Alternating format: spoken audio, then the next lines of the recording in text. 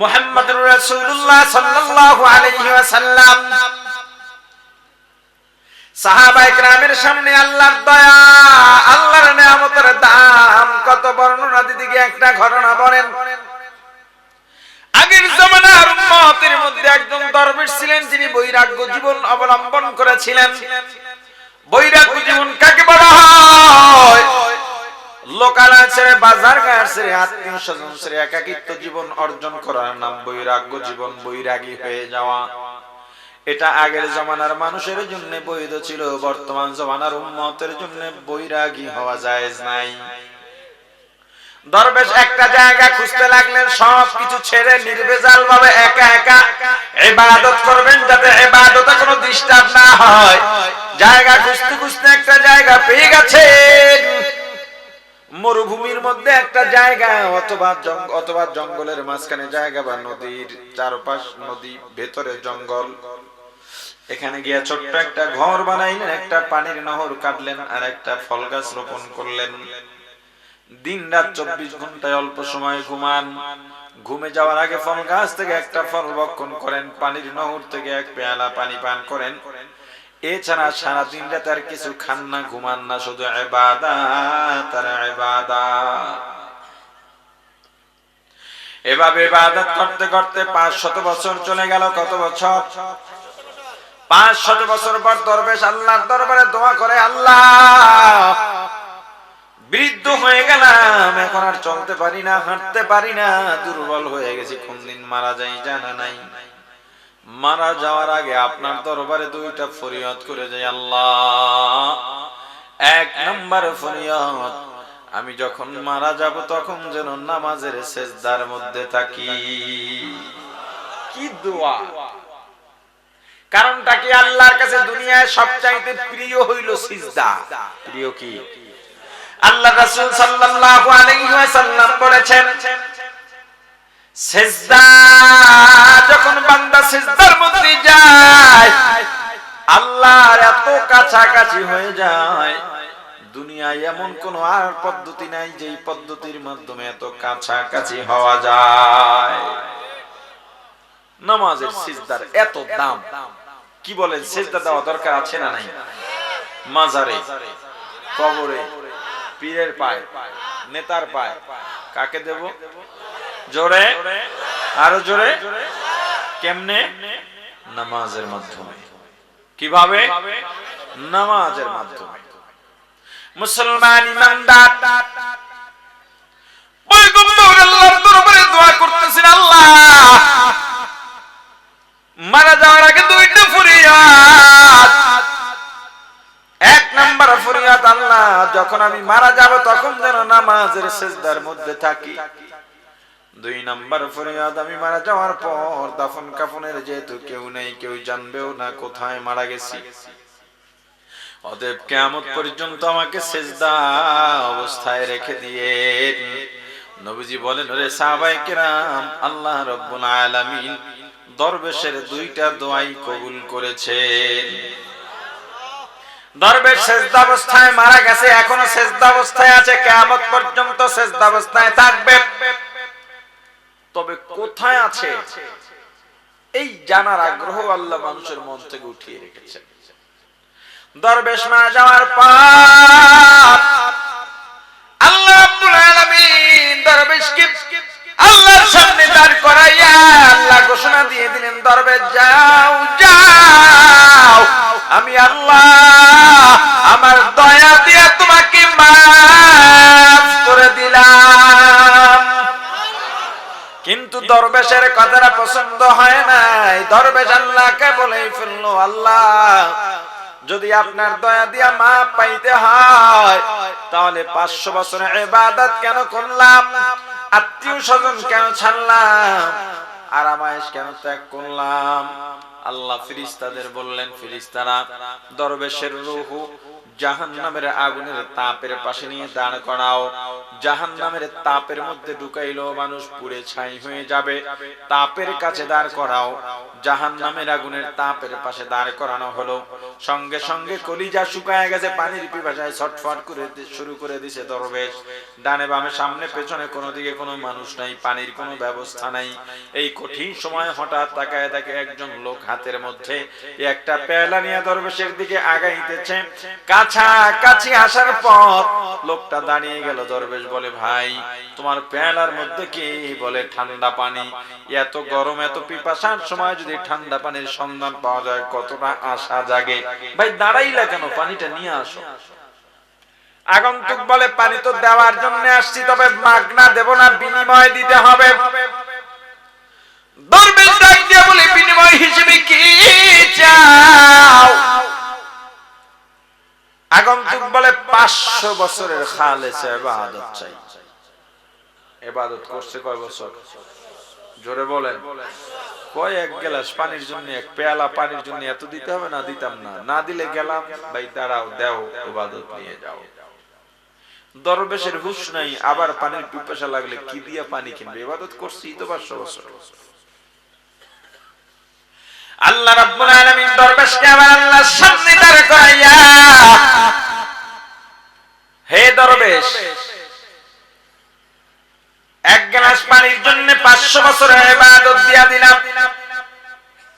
এবার বলো, তুমি দুনিয়ায় কতদিন বাঁচছ, দুনিয়ায় কত নিয়ামত ভক্ষণ করছো? আমি আল্লাহ দুনিয়ার কোনো কিছুর হিসাব চাইব না। ওরে বান্দা, আমি শুধু মারা যাওয়ার আগে শেষবার যে এক পেয়ালা পানি পান করছো, আমিও ওইটার বিনিময় চাই। দরবেশ বুঝে গেছে, আল্লাহর দরবারে রোনাজারি করে আর বলে, আল্লাহ বুঝতে পারি নাই, শুধু আমি কেন আপনার এক ফোঁটা বৃষ্টির পানির শুকরিয়া আদায় করতে গিয়া, প্রতিদান দিতে গিয়া, সারা পৃথিবীর সব মানুষগুলো যদি মুসলমান হয়ে যায়, সারা পৃথিবীর সব মানুষগুলোকে যদি কিয়ামত পর্যন্ত হায়াত দিয়ে দেওয়া হয়, এই সব মানুষ যদি কিয়ামত পর্যন্ত সিজদায় পড়ে থাকে, আপনার এক ফোঁটা বৃষ্টির পানির নিয়ামতের প্রতিদান দেওয়া সম্ভব নয়। নিয়ামতের দাম কি? আশা করি একটু আলোচনায় আমরা এতটুকু বুঝতে পেরেছি যে নিয়ামতের অনেক দাম। কি বলেন? এবার দ্বিতীয় ধাপ জানলাম নিয়ামতের দাম, অতএব শুকরিয়া আদায় করতে হবে। শুকরিয়া আদায় করার পদ্ধতি কি সেটা জানবো। এরপর তৃতীয় ধাপে কিছু কথা বলে আমরা দোয়া করে চলে যাব ইনশাআল্লাহ। দ্বিতীয় ধাপ নিয়ামতের শুকরিয়া কিভাবে আদায় করব। আমরা জানি নিয়ামতের শুকরিয়া আদায় করতে গিয়ে আলহামদুলিল্লাহ বলতে হয়। আসলে আলহামদুলিল্লাহ বললেই কি নিয়ামতের শুকরিয়ার হক আদায় হবে, নাকি আরো কোনো করণীয় আছে? আল্লামা ইমাম তিরমিজি রাহমাতুল্লাহি আলাইহি বলেন, আল্লাহ রাব্বুল আলামিন দুনিয়ার মধ্যে মানুষকে একটা উদ্দেশ্য করে পাঠাইছেন। উদ্দেশ্যে না বিনা উদ্দেশ্যে? জোরে বলেন, কি উদ্দেশ্য? আল্লাহ নিজেই বলে দিয়েছেন, ওয়ামা খালাকতুল জিন্না ওয়াল ইনসা ইল্লা লিয়াবুদুন,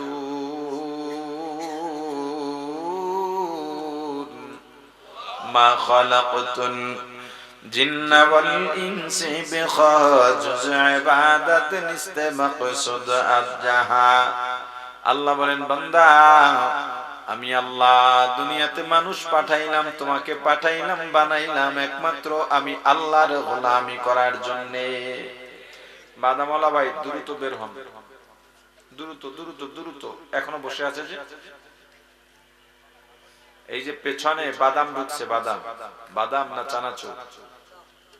একজন লোক ঢুকছে, বসে আছে কেন?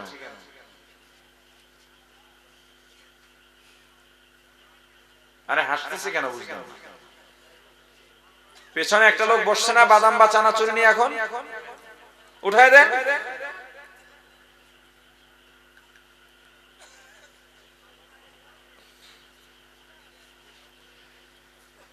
আপনারা বেচা কিনা করবেন, করেন বাইরে। আমি বলে দিলাম সবাই যাওয়ার সময় তরবিগুলো নিয়ে যাই এর থেকে কিছু কিছু। এদেরকে ইবলিস ব্যবহার করে। এই যে ঢুকাইছে যারা কিনবে আর চাবাবে তারা বয়ানের দিকে খেয়াল থাকবে না, মনোযোগটা ছুটে যাবে,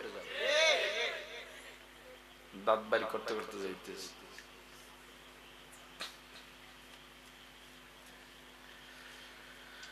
আল্লাহ আল্লাহ যেমন একটা উদ্দেশ্য করে দুনিয়াতে মানুষ পাঠিয়েছেন, তদ্রূপ ভাবে এক একটা উদ্দেশ্য করে প্রত্যেক অঙ্গ প্রত্যঙ্গ, মাল দৌলত, জিনিসপত্র, সম্মান, পদ পদবী, মর্যাদা দান করেছেন। যেমন আল্লাহ দুইটা পা দিয়েছেন, কেন জানো? পায়ে শক্তি পেয়ে সিনেমা দেখতে যাইবা, ডাকাতি করতে যাইবা, চুরি করতে যাইবা, খুন করতে যাইবা, এজন্য না। বান্দা তাহলে আল্লাহ পা কেন দান করলেন? মসজিদে যখন আযান শুনতে পাইবা জামাতে যাওয়া লাগবে, ওয়াজের দাওয়াত পাইছো ওয়াজে যাওয়া লাগবে, প্রতিবেশী একজন অসুস্থ তাকে দেখতে যাওয়া লাগবে, পাশের ঘরে খাবার নাই খাবার নিয়ে তার ঘরে যাওয়া লাগবে খাবার দেওয়ার জন্য।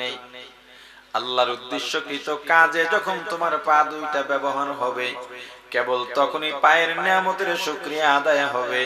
শুধুমাত্র আলহামদুলিল্লাহ বলার দ্বারা নিয়ামতের শুকরিয়ার হক পূর্ণাঙ্গ আদায় হবে না। এভাবে সব জিনিসের ক্ষেত্রে নিয়ামতের শুকরিয়া আদায় করব কিভাবে? শুধু আলহামদুলিল্লাহ বলে না, কাজ আছে? জোরে বলেন। আমার মনে হয় আপনারা আগ্রহী না, আমারও আগ্রহ উঠে যাচ্ছে। একটু জোরে জোরে জবাব দিয়ে। উপস্থিতিও আশানুরূপ নয়, কিন্তু তাতে আমার বয়ানের গুরুত্ব মোটেও আমি কম গুরুত্ব দিয়ে বয়ান করছি না। এটা আমার বৈশিষ্ট্য, আমার তবিয়ত, আমার ওস্তাদের ওসিয়ত। মানুষ 3 জন হোক আর 5 জন হোক, বেশি দেখলে বয়ান করবা খুব মন লাগায়া, কম দেখলে উড়ো উড়ো বয়ান করবা, এমন যেন না হয়। ওই ওসিয়ত হুজুর যেদিন করেছেন সেদিন থেকে মানুষ 2 জন হোক আর 200 হোক, 2000 হোক আর 2 লাখ হোক, একই গুরুত্ব দিয়ে বয়ান করার চেষ্টা করি।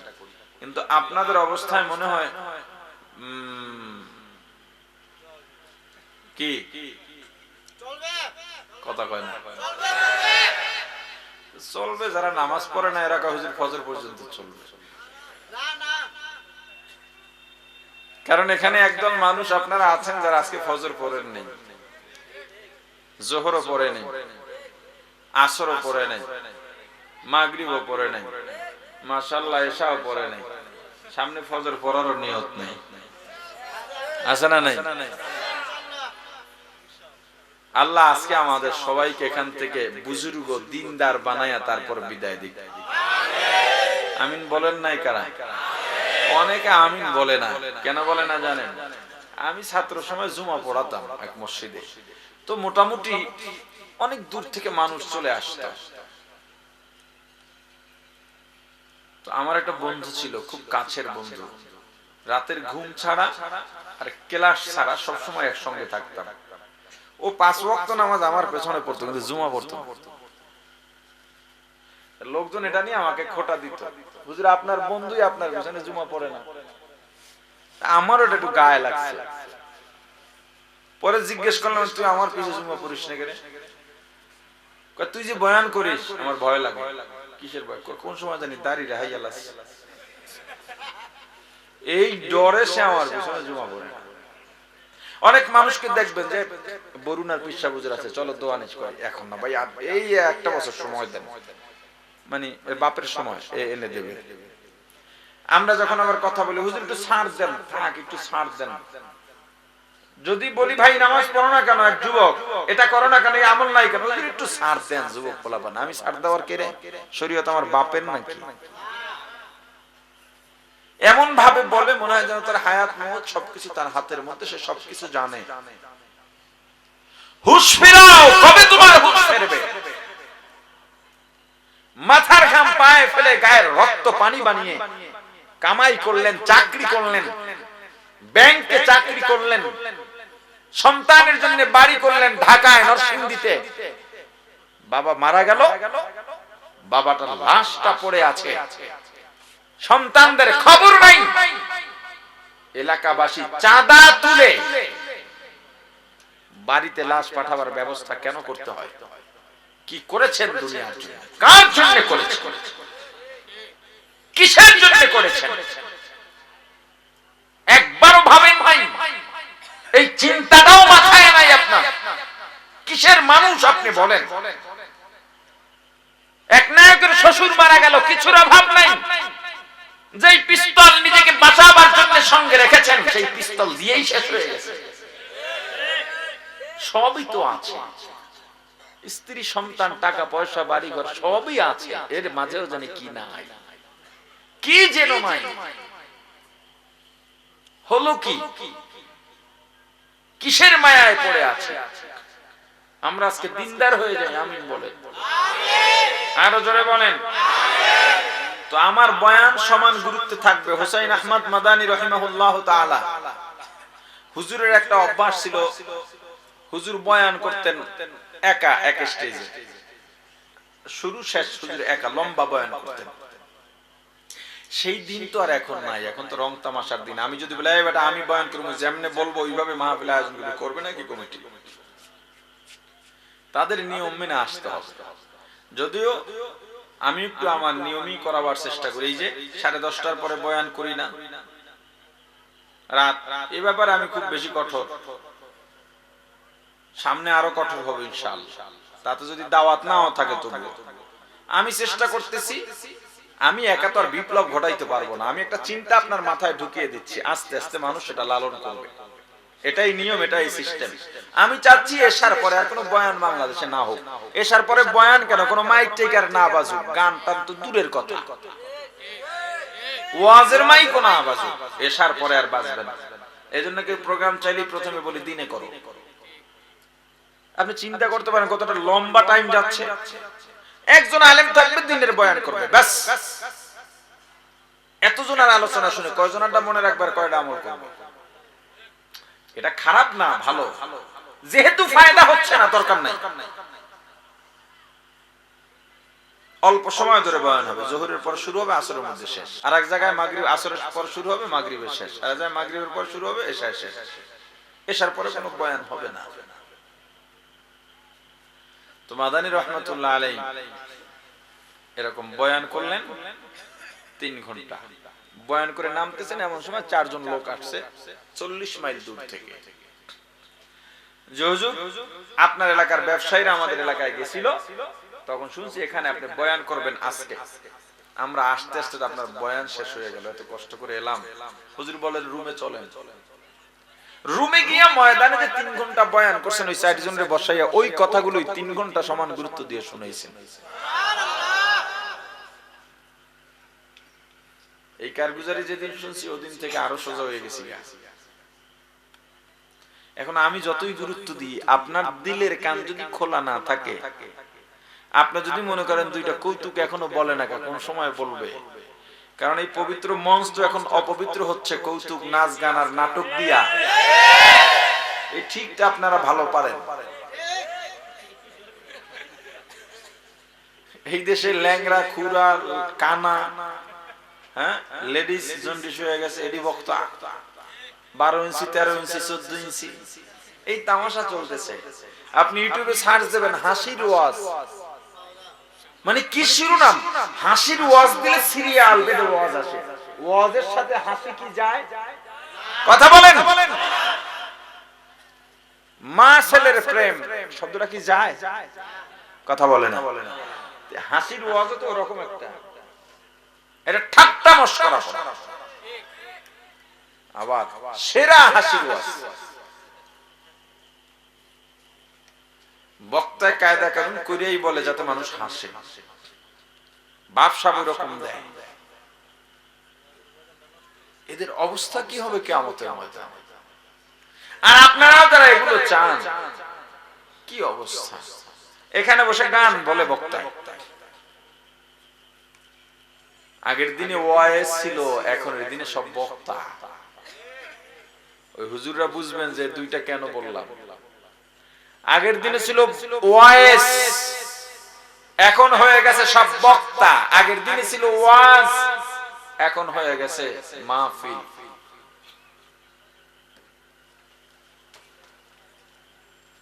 ওয়াইজ আর বক্তা, এই দুইটার মধ্যে আসমান জমিন ব্যবধান আছে। বক্তা যে কেউ হতে পারে, ওয়াইজ সবাই হতে পারে না। ওয়াইজ মানে যে সত্য মিথ্যার পথ পরিষ্কার ভাবে দেখায়, জান্নাত জাহান্নামের পথ দেখিয়ে দেয়। আর বক্তা, ও বক্তা কৌতুকও গাইতে পারে, তাতে তার বক্তাগিরি যায় না। কেন বাঁচারও বক্তা, কথা বুঝাইতে পারিনি। এই যে রাস্তাঘাটে আজকে দেখলাম কোথায় কোন এলাকায়, ওরে বাইরে ভাই কি কণ্ঠ যে মসজিদের কালেকশন করতেছে রাস্তার মধ্যে, ফাড়াইয়া লাইতেছে। আমি কি মানুষ বক্তা পায় না, আম করে গিয়া জ্বালাই দেও যে কি কণ্ঠ। 10 টাকার নোট দিছে পর জোশ আরো বাইরে গেছে, 10 টাকা পাইছে, উনিও বক্তা। ওয়াজ সবাই হতে পারে না। বলে অমুক শিল্পী একটা গান বলছে, এই গানটা বলা জায়েজ নাই। কোন গান এটা বলে শিল্পী নিজেই, বক্তা নিজেই পুরো গানটা বলে দিল ওয়াজের মধ্যে। আর রইল কি শ্রোতা চিন্তা করে, কনসার্টের আয়োজন করতাম টাকা পয়সা খরচ করে, হুজুর আবার আন্দোলন করতে এর বিরুদ্ধে, দরকার নাই, ওয়াজই তো গান শুনতে পারি। হ্যাঁ, কৌতুক অভিনেতা যারা আছে এদেরকে আনলেও ঝামেলা, তো হুজুরই তো কৌতুক গায়, একের পর এক কৌতুক গাইতেছে। অঙ্গভঙ্গি কি অবস্থা, আল্লাহ হেফাজত করেন। আরো জোরে বলেন, দিলের কান খুলে দেন। আমি এই স্টাইলই বয়ান করি, যে বিষয়টা নিয়ে আলোচনা করি ওই বিষয়টা বোঝাবার চেষ্টা করি। দেখছেন খুতবা কতটুকু পড়েছি, ভূমিকা কতটুকু, 1 মিনিটে শেষ। এরপর আলোচনা শুরু করেছি, আলোচনার এখন কিছু কথা অপ্রাসঙ্গিক হয়েছে মাঝখানে আপনাদের অমনোযোগীর কারণে। এছাড়া আমি আলোচনা করি 1 ঘন্টা, সোয়া ঘন্টা, সর্বোচ্চ 1.5 ঘন্টা। এর মাঝে আমি বাড়তি কথা বলি না, বলার চেষ্টাও করি না। আমি আল্লাহকে ভয় করি, হিসাব করে কথা বলার চেষ্টা করি। মানুষ যে যা বলে বলুক, তাতে আমার কিচ্ছু আসবে যাবে না। একটা কথাই বিশ্বাস করি, আল্লাহর কাছে যদি আমি পছন্দশীল হই, দুনিয়ার সবাই যদি আমাকে থুতু মারে, তাতে আমার কিচ্ছু আসবে যাবে না।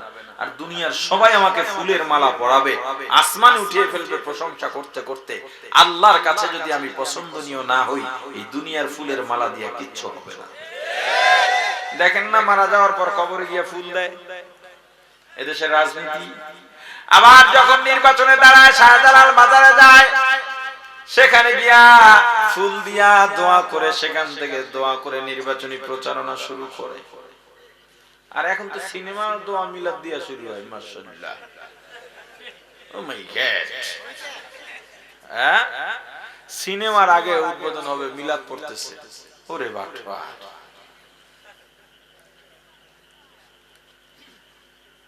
আল্লাহ হেফাজত করেন, আমিন বলেন। আমিনের আওয়াজ ছোট করে, আরো জোরে হোক মাশাআল্লাহ। দেখা গেল যে আলোচনার বাইরে যতটুকু অপ্রাসঙ্গিক হইল, জরুরি কথা বলছি, কাজে লাগছে। হ্যাঁ, ও যদি কাজে লাগে তাতেই ভালো।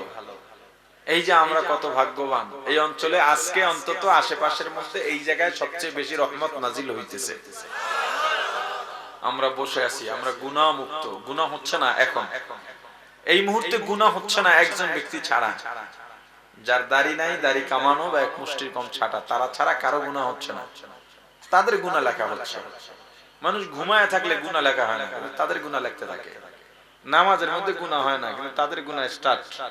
আল্লাহ বোঝার তৌফিক দান করেন, গুনাহ থেকে পরহেজ করার তৌফিক দান করেন। নেয়ামতের শুকরিয়া কিভাবে আদায় করব? শুধুমাত্র আলহামদুলিল্লাহ বললে নেয়ামতের শুকরিয়ার হক পূর্ণাঙ্গ আদায় হবে না। আল্লাহ যেই জিনিস, যেই উদ্দেশ্যে আমাকে দান করেছেন, ওই উদ্দেশ্যকৃত কাজে যখন ব্যবহার হবে, কেবল তখনই নেয়ামতের শুকরিয়ার হক আদায় হবে। অন্যথায় শুধু আলহামদুলিল্লাহ বলার দ্বারা নেয়ামতের শুকরিয়া পরিপূর্ণ আদায় হবে না। 1 নম্বরে নেয়ামতের গুরুত্ব জানলাম, নেয়ামতের শুকরিয়া আদায় করার গুরুত্ব জানলাম। 2 নাম্বার ধাপে নেয়ামতের শুকরিয়া কিভাবে আদায় করব তাও জানলাম। এবার কিছু মৌলিক নেয়ামতের কথা জানবো। আল্লাহ তো কোটি কোটি রকম নেয়ামত দিয়েছেন, এর মধ্যে অনেকগুলো মৌলিক নেয়ামত আছে। এই মৌলিক নেয়ামত নিয়ে কয়েকটা মৌলিক নেয়ামত নিয়ে কথা বলবো। আমাদেরকে আল্লাহ কত নেয়ামত দিয়েছেন, কত দয়া করেছেন, দেখেন কোনদিন ভেবেছেন কিনা? অনেকগুলো মৌলিক নেয়ামতের মধ্যে একটা মৌলিক নেয়ামত, আল্লাহর কাছে কোনদিন দোয়া করি নাই, তাহাজ্জুদ পড়ি নাই, বিনা দোয়ায় বিনা আবেদনে বিনা দরখাস্তে আল্লাহ আমাদেরকে মানুষ বানাইয়া পাঠাইছে। ভালো করে বুঝছেন? আল্লাহ চাইলে কুত্তা, শুয়ার, ভেড়া, বকরি, ছাগল বানাইতে পারতেন কিনা?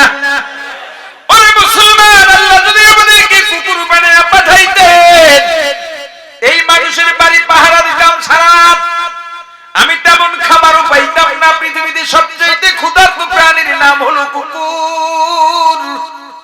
সারা রাত মালিকের বাড়ি পাহারা দিতাম, মাঝে মাঝে আমাকে হাড্ডিয়ার কাটা ঝুটা দেওয়া হতো, গোস্তের টুকরাও দেওয়া হতো না, কোরমা পোলাও দেওয়া হতো না। এরপরে সকালবেলা মালিক ঘর থেকে বের হইয়া পুরস্কার হিসেবে আমাকে একটা লাথি মারত। মানুষ আমার নাম ধরে মানুষকে গালাগালি করতো, অমুকের বাচ্চা। আল্লাহ কুকুর বানান নাই, মানুষ বানাইয়া পাঠাইছে। আল্লাহ যদি গরু বানাইয়া পাঠাইতেন, এই মনুষ্য জাতি আমাকে দিয়ে হাল চাষ করত। আমার কাঁধের মধ্যে ঘা, ওই ঘায়ে যখন জোয়াল দিয়ে লাঙল বেঁধে শক্ত মাটির মধ্যে কুটি ঢুকায়া, লাঙলের কুটি ঢুকায়া আমার ল্যাঞ্জায় নাড়া দিত, আমি হাঁটতে পারতাম না। ঘষা লেগে আমার কলিজা পর্যন্ত ব্যথায় জমাট হয়ে যাইত।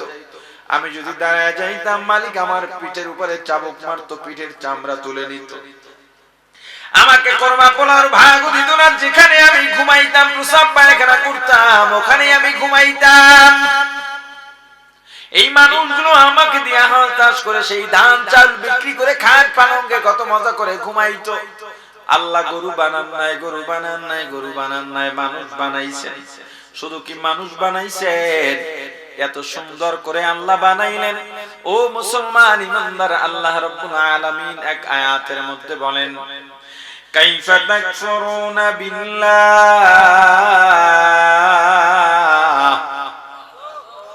ওয়া কুনতুম আমওয়াতা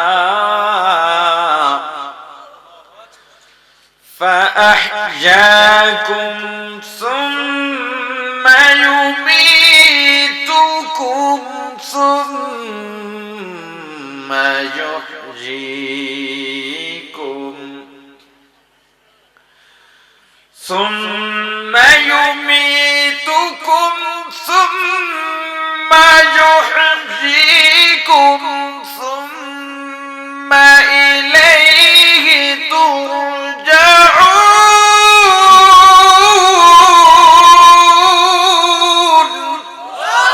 كيف تكفرون بالله জগৎবাসী তোমরা কিভাবে আল্লাহর সঙ্গে কুফরি করো? কে তুমি? কিভাবে আল্লাহর নিয়ামত অস্বীকার করো? কে তুমি? অথচ কুনতুম আমওয়াতা, তোমরা মৃত ছিলে, তোমাদের কোনো নাম নিশানা ছিল না, কেউ তোমাকে চিনতো না, জানতো না। ফাআহইয়াকুম, অতঃপর আমি আল্লাহ তোমাদের জীবন দিলাম, অস্তিত্বহীন থেকে সুন্দর একটা রূপ দান করলাম। এত সুন্দর রূপ দান করলাম, আল্লাহ চারটা কসম খায়া বলেন, ওয়াত্তিন ওয়াজ্জাইতুন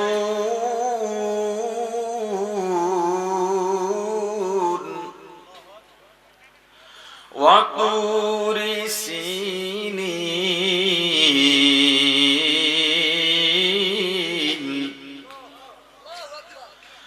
ওয়া হাযাল বালাদিল আমিন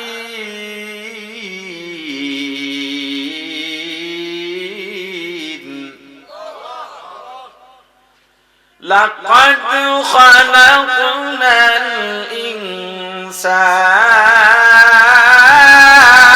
الإنسان لقد خلقنا الإنسان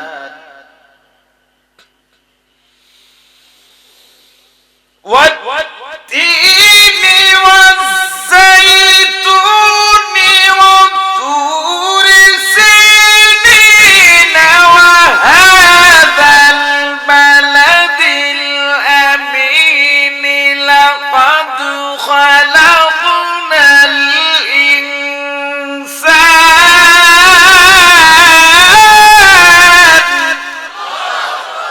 আল্লাহ চারটা কসম খায়া বলেন লাকাদ খালাকনাল ইনসানা ফি আহসানি তাকওয়িম। আমি আল্লাহ অবকাঠামোগত দিক থেকে, সূরাতের দিক থেকে আমি আল্লাহ মানুষকে সবচাইতে সুন্দর করে বানাইছি। এত সুন্দর করে আমি আল্লাহর কাউকে দুনিয়ার মধ্যে বানাই নাই রে মানুষ। শুধু কি এত সুন্দর, ওয়ালাকাদ কাররামনা বানি আদম, ওরে বনি আদম আমি আল্লাহ সবচাইতে সম্মানীয় করলাম তোদেরকে। বাঘ মানুষকে ভয় পায়, সিংহ মানুষকে ভয় পায়, সাপ মানুষকে ভয় পায়, জন্তু জানোয়ার মানুষের বসে তাকে, মানুষ যা বলে তাই শুনে, মানুষের কাছে পোষ মানে। ওরে আল্লাহর গোলাম, এই যে হাতিটা ছোট্ট একটা বালকের পায়ের ইশারায় আঙুলের খোঁচায় ওঠে বসে দৌড়ায়। ওরে মুসলমান, কেন জানো মানুষের শক্তি বেশি এজন্য না, না মানুষের সম্মানের কারণে দুনিয়ার সবাই মানুষকে ভয় পায়, সম্মান করে। আল্লাহ বলেন বান্দা পরিপূর্ণ জীবন দিলাম তোমাদেরকে। পরিপূর্ণ জীবনের ব্যাখ্যা কি? পাখির বাসা গাছের উপরে, যদি বাতাস আসে, ঝড় আসে, পড়ে যায়, বৃষ্টি এলে ভিজে যায়। মানুষকে আল্লাহ সুন্দর বসতির ব্যবস্থা দিয়েছেন, সুন্দর বসবাসের ব্যবস্থা দিয়েছেন। গরু যদি একটা গাভী বাছুর প্রসব করে, বাছুরটা যদি ষাঁড় বাছুর হয়, ওই বাছুরটা বড় হইয়া মায়ের পিঠের উপরেই ওঠে। আল্লাহ বলেন বান্দা তোদের জন্য কত সুন্দর নিয়ম করে দিলাম।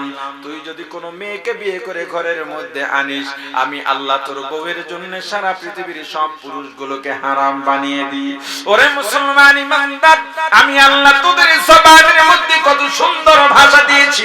দিনের পর দিন, সপ্তাহের পর সপ্তাহ, মাসের পর মাস, বছরের পর বছর, যুগের পর যুগ, এই যে মনের মধ্যে প্রকাশ করার জন্য কথা বলতেছো, কথা বলতেছো, কথা বলতেছো, মোটে ফুরায় না, ফুরায় না, ফুরায় না, ফুরায় না। কিন্তু আমি আল্লাহ কোন জানোয়ারের জবানে এত সুন্দর মনের ভাষা প্রকাশ করার জন্য, অনুভূতি প্রকাশ করার জন্য ভাষা দিই নেই।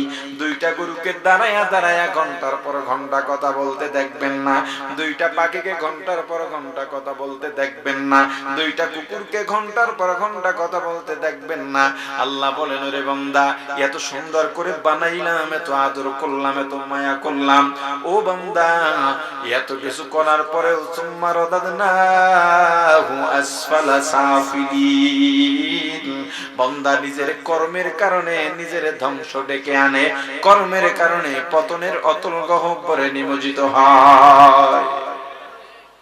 মুসলমান ইমানদার, আল্লাহ কত দয়া করছেন, কত মায়া করছেন। মানুষ তো বানাইছেন, মানুষ তো বানাইছেন, দুইটা হাত সুন্দর আছে, দুইটা পা সুন্দর আছে, দুটো চোখ দিয়ে সুন্দর দেখতে পাই। একবারও কি চিন্তা করছো নাকি ডানে বামে তোমার মতো কত মানুষ আছে, চেহারাও তোমার আমার চেয়ে অসুন্দর নয়, শক্তিও কম নয়, বংশ মর্যাদাও কম নয়, টাকা পয়সাও কম নয়, তারও জিহ্বা আছে, তোমার আমারও জিহ্বা আছে। তুমি আমি কথা বলতে পারি, সে কথা বলতে পারে না। আল্লাহ শুধু যদি জিজ্ঞাসা তোরে যে এগুলো দিলাম আমি, আমার জন্য কি আনছস? মুসলমান ইমানদার, এরপরে আল্লাহ রাব্বুল আলামিন আমাদের জবানে ভাষা দিলেন, এত দয়া করলেন, মায়া করলেন। আল্লাহ ডাক দিয়া বলেন আরে বান্দা, কত দয়া করছি, কত মায়া করছি। তুই যখন তোর মায়ের গর্ভের ভেতরে, তোর গর্ভের বয়স 8-9 মাস হয়ে গেছে, তোর পুরো আকৃতি পেটের মধ্যে চলে আসছে, তুই একটা আস্ত মানুষ তোর মায়ের পেটের মধ্যে। তোর মা যদি পড়ে যায়, তোর মা, তোর বাবা যদি ঘুমের ভেতরে তোর বাবার পা তোর মায়ের পেটের উপরে জোরে আঘাত করে বা হাত দিয়ে আঘাত করে, তুই গর্ভের মধ্যেই তোর হাত ভেঙে যেতে পারে, মাথা থেতলে যেতে পারে। আমি আল্লাহ তোর মা নিশ্চিন্তে ঘুমাইছে, তোর মায়ের, তোর বাবার হাতও পড়ে নাই, পাও পড়ে নাই, তোর মা হোঁচট খেয়ে পড়েও যায় নাই, সিঁড়ি থেকেও পড়ে যায় নাই, পানির মধ্যেও পিছলে পড়ে নাই। কেন জানো বান্দা, তোকে মায়া করে দয়া করে তোকে পাহাড়া দিয়েছি আমি আল্লাহ।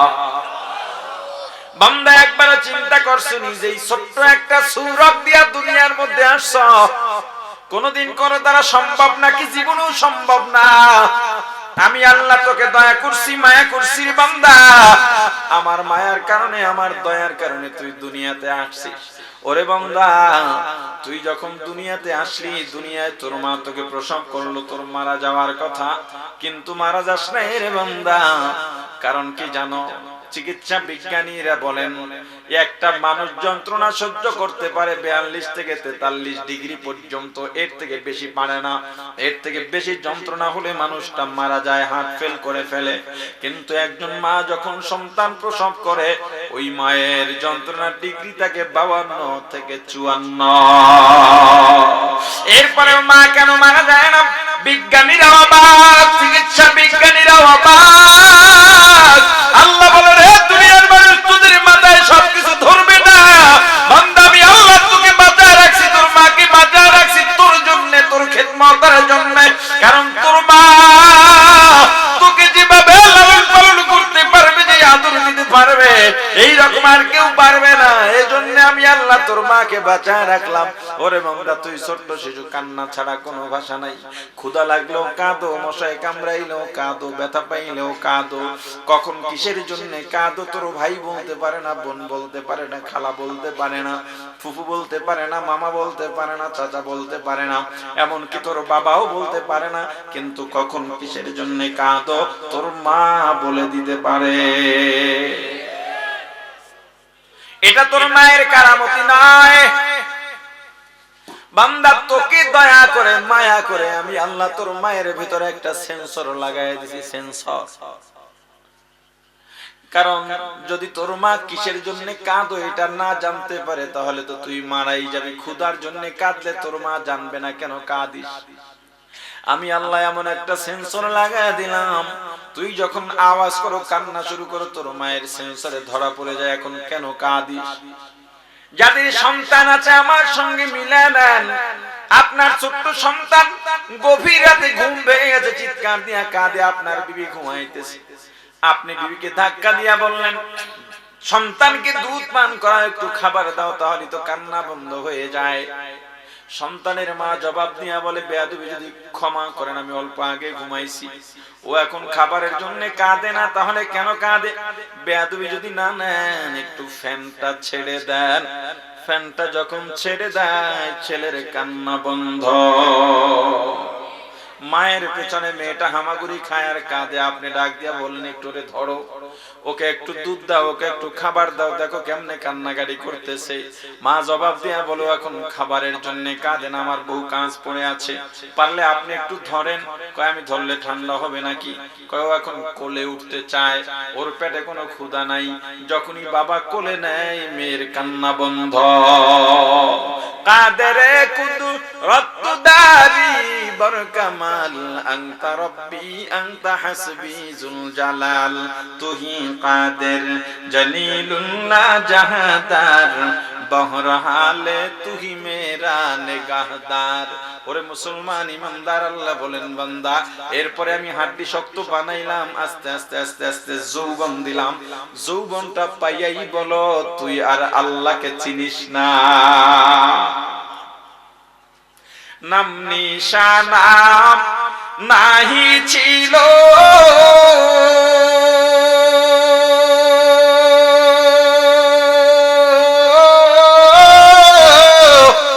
শিশু জীবন কে বাদিল, কার দয়াতে আসলি রে তুই, মায়েরি উদার,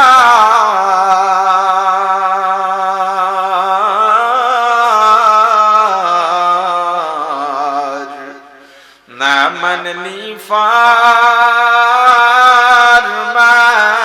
রে তুই, না মানলি কুরআন। শিশু ছিলি, জওয়ান হইলি,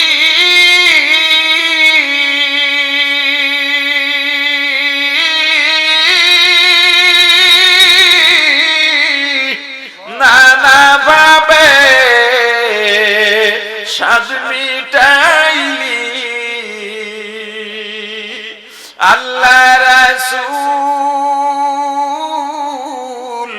ভুলে রইলি আসিয়া ডুবা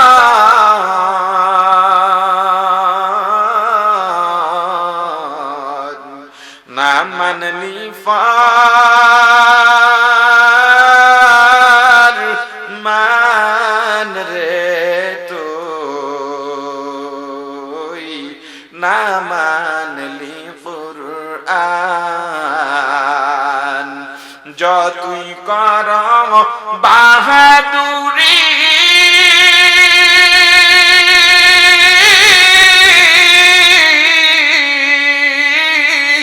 এই দুনিয়া নয় তোর বাড়ি যেতে হবে সবই ছাড়ি কবর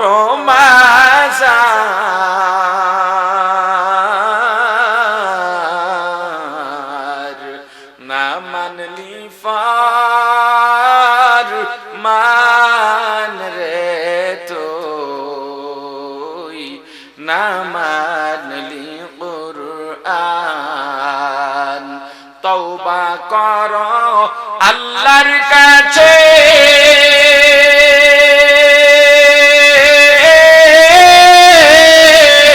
তওবার দরজা খোলা আছে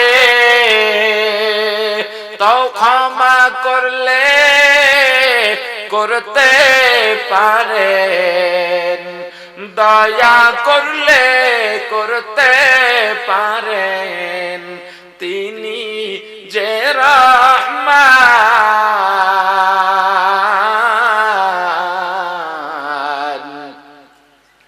না মানলি ফার মান রে তুই না মানলি কুরআন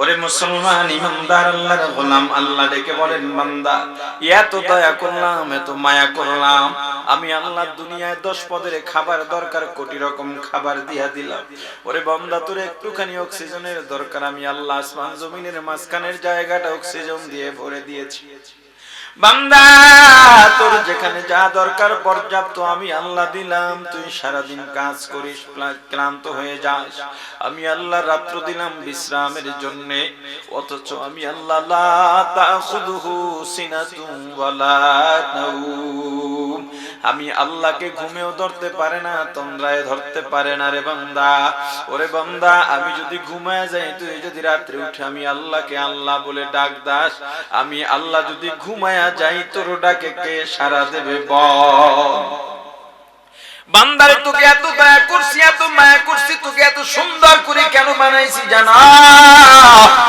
আমি আল্লাহর গোলামি করবি তোকে রাতে ঘুমের জন্য আমি পর্যাপ্ত সময় দিয়েছি এরপরে আমি আল্লাহর বড় আশা গভীর রাত যখন হয়ে যায় আমি আল্লাহ প্রথম আসমানে চলে আসি বান্দা ওঠ এবার ওঠ দুনিয়া তো সব ঘুমায় পশু পাখিগুলো সব নীরব আছে আলোগুলো বন্ধ আছে গাছপালাও একেবারে ঠান্ডা হয়ে আছে বাতাসও নাই ওরে বান্দা তোর বিবি ঘুমায় তোর মা বাবা ঘুমায় তুই ঘুম থেকে জেগে যা সুন্দরভাবে ওযু বানাইয়া 2 রাকাত নামাজ আদায় কর 4 রাকাত নামাজ আদায় করে একটু জিকির কর তেলাওয়াত কর ওরে বান্দা তোর কোথায় কি দরকার কত কি লাগবে আমি আল্লাহর কাছে বল তোর বিরুদ্ধে মানুষ ষড়যন্ত্র করে তোর মনে বড় দুঃখ দুনিয়ার কারো কাছে গিয়া লাভ নাই আমি আল্লাহর কাছে বল আমি আল্লাহ তোর কথা শোনার জন্য প্রস্তুত বান্দারে আমি আল্লাহ গভীর রাতে চলে এলাম তুই যদি একবার আমি আল্লাহকে আল্লাহ বলে ডাক দিতি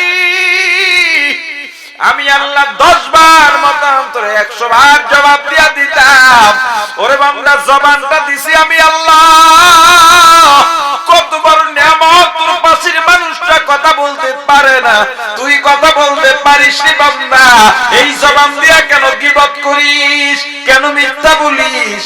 ওরে বান্দা জবান দিয়া জিকির কর, তেলাওয়াত কর, সত্য কথা বল, এই জবান দিয়া আমি আল্লাহকে ডাক। বান্দা কত নিয়ামত দিলাম দুনিয়াতে থাকার পরে, তোর যা যা দরকার। বান্দারে তুই কি একবার তাকাইছিস গভীর রাতে তোর বাড়িতে মেহমান আসছে, তোর মেয়ের জামাই আসছে, নতুন জামাই আসছে, কি মুরগি না খাওয়াইলে হয় না, বকরি না খাওয়াইলে হয় না, ইজ্জতের ব্যাপার। মাধবপুরের বাজারের সব দোকানগুলো বন্ধ হয়ে গেছে রাত অধিক হওয়ার কারণে। তোমার বিবি ডাক দিয়া বলল, স্বামী আমাদের একটা মুরগি আছে, বাচ্চাওয়ালা মুরগি, যদি মুরগিটা জবাই দিয়ে দিই বাচ্চাগুলো এতিম হয়ে যাবে, ইজ্জত রক্ষার জন্য বাচ্চাওয়ালা মুরগিটা জবাই দিয়া দিলা। সকালবেলা বাচ্চাগুলো যখন ছেড়ে দিলা, একদল ডান দিকে দৌড় দেয় আর একদল বাম দিকে দৌড় দেয়, টেউ টেউ করে ডাকে আর মাকে খুঁজে বেড়ায়। আমি বলছি বান্দা আমি আল্লাহ, তবুও রাগ না, তবুও গোসা না, নিয়ামতের শুকরিয়া আদায় কর। ওরে বান্দা গরুটা দিয়া হাঁস চাষ করলি, কোরমা পোলার ভাগ দিলি না। গরুটা যেখানে প্রসাব পায়খানা করে সেখানেই ঘুমায়, গাভীটা থেকে বাছুরটা দূরে রাখছো। সব ধরনের বাচ্চার রাতের বেলা, বিশেষ করে দুগ্ধ পোষ্য যত বাচ্চা আছে ওদের রাতে ক্ষুধা লাগে। বাছুরটা গভীর রাতে মাকে ডাক দেয়, মা আমার ক্ষুধা লাগছে, দুধ দাও। গাভীটা ডাক দিয়া বলে, ওরে বাছুর একটু অপেক্ষা কর, সকালে বনি আদম নেওয়ার পরে যা থাকবে তুই খাবি। ওরে বান্দা সকাল বেলা তুই গরুটা খুঁটির সঙ্গে বেঁধে বাছুরটা যখন ছেড়ে দিলি, বাছুরটা মধ্যে লাফাইতে লাফাইতে লাফাইতে মায়ের ওলানে গিয়া যখন বোটার মধ্যে দুধ দিয়া, মুখ দিয়ে দুধ দিয়া টান দেয়, তুই তখন বোটার থেকে মুখটা সরাইয়া আর এক বোটায় দিয়া দাও, খাইতে দেশ নাই। আবার যখন টান দেয় আবার আর এক বোটায় দিয়া দাও। ওরে বান্দা এভাবে কয়েকবার করার পরে বাছুরটারও নিয়ে আবার দূরে বানলি। বাছুরটা ওখানে বইটা ডাকে আর ছটফট করে আর লাফায়। তুই দুধ টেনে টেনে টেনে টেনে সব দুধগুলো বালতিতে ভরে ঘরে নিয়ে গেলি, খাইলি, বাজারে বিক্রি করলি। বাছুরটা যখন ছেড়ে দিছ আবার লাফাইতে লাফাইতে বড় আনন্দে দুধ খাইতে যায়। এবার গিয়া দুধে টান দেয়, দেখে দুধ নাই। এক ওলানে এক বোটায় টান দিছে, দেখে দুধ নাই। ওটা ছেড়ে দ্রুত আর এক বোটার মধ্যে মুখ লাগায়, দেখে ওটায় দুধ নাই। এরপরে দেখবেন বাছুরটা জোরে জোরে মায়ের ওলানের মধ্যে গুতা মারে, মায়ের দুধ বের করার কোন দেখে দুধ পায় না। বাছুরটা ওলানের বোটা ছেড়ে দেখবেন মায়ের মুখের সঙ্গে মুখটা ঘষে। সাহেবে হায়াতুল হায়ান লেখেন, হে আল্লাহর গোলাম, ওই বাছুরটা গিয়া মায়ের সঙ্গে নালিশ দেয়, রে মা রাত্রে বললা দুধ পাবো, এখনো আমার সঙ্গে ধোঁকাবাজি করা হইল, ক্ষুধার যন্ত্রণা সহ্য করতে পারি না। দেখবেন গাভীটা বাছুরের মাথায় চাটে, গলায় চাটে, পিঠে চাটে।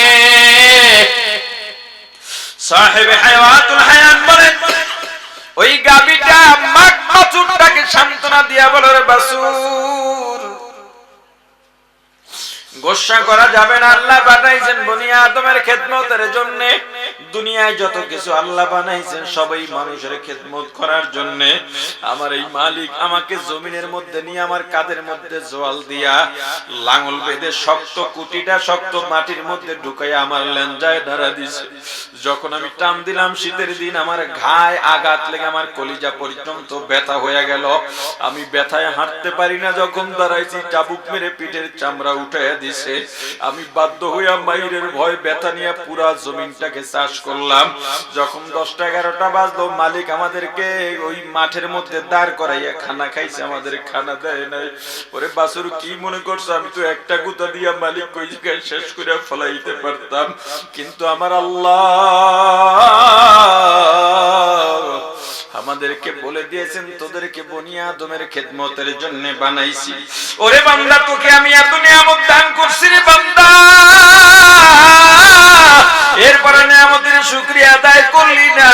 এত নিয়ামত বক্ষণ করার পরও সারা রাত ঘুমাইলি। ওরে বান্দা গভীর রাতে আমি আল্লাহ তোকে ডাকলাম, পাইলাম না। ফজরে ডাকলাম, পাইলাম না। যোহরে ডাকছি, পাই নাই। আসর মাগরিবে এশায় ডাকছি, বান্দা পাই নাই। ওয়াজের মাহফিলে ডাকছি, পাই নাই। ওরে বান্দা তেলাওয়াতে ডাকছি, সাহারিতে ডাকছি, পাই নাই। জিকিরে ডাকছি, বান্দা পাই নাই। কিয়ামতের ময়দানে যখন জাহান্নামে যাবি, আমি আল্লাহকেও ডাকবি, পাগলের মতো ডাকবি। আমি আল্লাহ তোর ডাকে সাড়া দেব না। ডাকতে ডাকতে 1000 বছর পর আমি একটা জবাব দেবো, কেন ডাকিস? জাহান্নামী বলবে, আল্লাহ আমার পানির পিপাসা লাগছে। আল্লাহ ফেরেশতাদের বলবেন, ও ফেরেশতারা, এই জাহান্নামীদের জন্য কোন পানি বরাদ্দ আছে? বলবে, আল্লাহ জাহান্নামীরা জাহান্নামে জ্বলতে জ্বলতে জাহান্নামীদের গায়ের রক্ত পুইস, রক্ত গোস্ত চর্বি যেখান থেকে পুইজের নহর হয়ে বয়ে গেছে, ওই পুইজগুলো ওদের পানি। আল্লাহ বলবেন, ওদের পানির ব্যবস্থা কর। আমি আমার প্রিয় বান্দাদের নিয়ে বড় ব্যস্ত আছি। আমার যেই বান্দাগুলা দুনিয়ার মধ্যে টুপি ছাড়ে নাই, দাড়ি ছাড়ে নাই, জুব্বা ছাড়ে নাই, নামাজ ছাড়ে নাই, সুন্নাত ছাড়ে নাই, আমার বান্দাকে আমি গরিব বানাইছি, তবু আমি আল্লাহকে কোনোদিন গালি দেয় নাই, অভিযোগ দেয় নাই। আমার বান্দার ইচ্ছা চালায় হাত দিয়া হ্যান্ডেল ধরে, পা দিয়া প্যাডেল মারা লাগে। আমার বান্দার জবানের মধ্যে আমি আল্লাহর জিকির। যখন মসজিদে আযান হয়, আমার বান্দা রিকশার চাকায় তালা লাগাইয়া জামাতে যায়। আমার বান্দা কৃষিখাতে কাজ করে, মানুষের বাড়ির বদলা হিসাবে কাজ করে। আসরের আযান হয়ে গেছে, আর 10 জন বদলা আছে, ওরা নামাজ পড়ে না, গল্প করতেছে। আমার বান্দা ময়দান ছেড়ে মসজিদে আসতে আসতে মাগরিব হয়ে যাবে, নামাজের সময়ও পাবে না।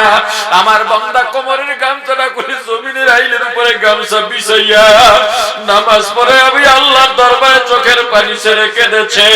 গভীর রাত, সবাই ঘুমায় গেছে, আমার বান্দা ঘুমায় নাই।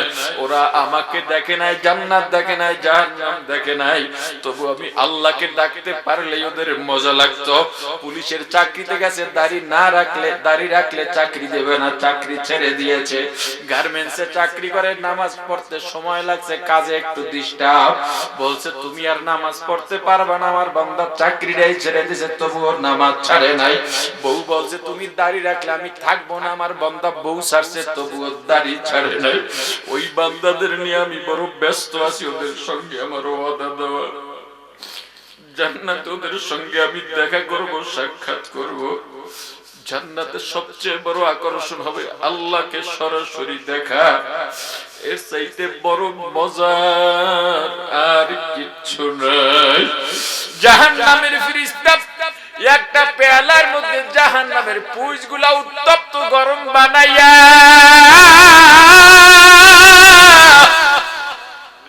জাহান্নামীর হাতের মধ্যে যখন দেবে, ভালো করে শুনে নাও, আল্লাহর এত নিয়ামত ভক্ষণ করে কিভাবে নামাজ পড়ো না বল? আল্লাহর জমিনে দাঁড়ায় আল্লাহর সঙ্গে কিভাবে নাফরমানি করিস রে ভাই? আল্লাহর আলো বাতাস ভক্ষণ করে কিভাবে আল্লাহর বিধান অমান্য করিস রে ভাই? এ পর্দালের মা বোনেরা, কিভাবে পর্দায় বের হোস রে মা? জাহান্নামের ফেরেশতা ওই পুইজগুলো গরম বানাইয়া, উত্তপ্ত বানাইয়া পেয়ালার মধ্যে নিয়ে যখন জাহান্নামীর হাতে দেবে, এত গরম, এত গরম, এত তাপ, হাতের গোস্তগুলো খসে খসে পড়ে যাবে। এরপরে জাহান্নামী পেয়ালাটা হাতের থেকে ফালাইয়া দেবে না, কারণ জাহান্নামী মনে করবে এই পানি এই পুইজ পেটে দিলেই বুঝি আমার পানির পিপাসা দূর হয়ে যাবে। জাহান্নামী যখন পুইজগুলো পান করার জন্য মুখের কাছাকাছি আনবে, ওই তাপে মুখের গোস্তগুলোও খসে খসে পেয়ালার মধ্যে পড়ে ওগুলো পুইজ হয়ে যাবে। এরপরও জাহান্নামী পুইজের পেয়ালা ফালাইয়া দেবে না, মনে করবে এই পুইজ পান করলে এই পানির পিপাসা দূর হয়ে যাবে। এরপরে ওই পুইজ যখন পেটের মধ্যে ঢেলে দেবে মুখ দিয়া, নারী বুড়ি পচে গলে পায়খানার রাস্তা দিয়া বের হয়ে যাবে। পানির পিপাসা তো কমবেই না, আরো কোটি গুণে বেড়ে যাবে। ওরে মুসলমান, আল্লাহ মানুষ বানাইলেন, মানুষ বানাইলেন, মানুষ বানাইলেন, এত বড় নিয়ামত দান করছেন, তোমার দ্বারা যেন পশুর কোনো কাজ প্রকাশ না পায়। যদি পশুর কাজ প্রকাশ পায় তাহলে তোমাকে মানুষ কেন বানাইলেন? ওরে মুসলমান, 2 নাম্বার আল্লাহর মৌলিক অনেকগুলো নিয়ামতের আর একটা নিয়ামত, আল্লাহ তো আমাদেরকে মানুষ বানাইছেন, মানুষ বানাই আবার মুসলমানের ঘরে পাঠাইছেন। এত বড় নিয়ামতের শুকরিয়া কেমনে আদায় করবা? ইসলাম বিরোধী কোনো কাজ যেন তোমার আমার দ্বারা না হয়। মুসলমান বানাই এইখান তো দেন নাই। 3 নাম্বার মৌলিক নিয়ামত, আল্লাহ মুহাম্মদুর রাসূলুল্লাহ সাল্লাল্লাহু আলাইহি সাল্লামের উম্মত বানায়া পাঠাইছেন। অনেক নবীরা পর্যন্ত আল্লাহর দরবারে দোয়া করছেন আখিরি নবীর উম্মত হওয়ার জন্য। আল্লাহ আমাদেরকে দোয়া ছাড়াই রাসূলের উম্মত বানায়া পাঠাইছেন। এই নিয়ামতের শুকরিয়া কেমনে আদায় করবেন? একটা সুন্নতের খেলাফও যেন না হয়। যতটুকু আলোচনা করেছি, আলোচনায় যত ভুল আমার পক্ষ থেকে, যত ভালো আল্লাহর পক্ষ থেকে, আমার ভুলগুলো শুধরাইয়া আল্লাহর ভালোগুলো গ্রহণ করার তৌফিক দান করেন। সকলে বলি আমিন।